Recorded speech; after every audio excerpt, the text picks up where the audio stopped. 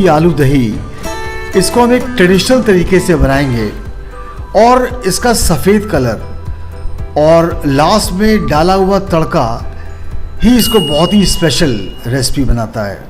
ये no onion no garlic recipe है और अगर आप इसको व्रत में बना रहे हैं तो इसमें आप रॉक सॉल्ट यानी कि सेंधा नमक का प्रयोग करें और हींग ना डालें।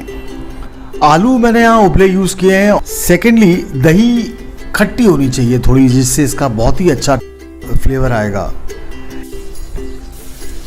यहाँ पे हम उबले हुए आलू अब भूनेंगे, तो एक प्रश्न आता है कि आलू जब ऑलरेडी उबले हैं तो उसको भूनेंगे क्यों। एक आलू के अंदर जो प्रोटीन और शुगर्स हैं उसमें एक रिएक्शन होता है हाई हीट पे, जिससे उसकी आउटर क्रस्ट ब्राउन हो जाती है। जो आलू का मूलतः फ्लेवर बॉइल्ड पोटैटोज का आता है वो नहीं चाहिए हमें, वो और रिफाइंड फ्लेवर चाहिए।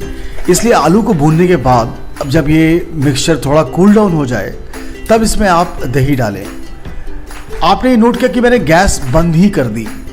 ये एक सबसे अच्छी ट्रिक है जिसमें 100% गारंटी हो जाती है कि आपकी ये सब्जी दही डालने के बाद ये कर्डल नहीं होगी, ये फटेगी नहीं। एक बार दही डालने के बाद इसको आपको छोड़ना नहीं है जब तक कि उसमें उबाल ना आ जाए। 5 से 6-7 मिनट में इसमें ऑयल सेपरेट होगा और यही सब्जी का कंप्लीशन है। तड़के के साथ ही ये सर्व करने के लिए रेडी हो जाएगी।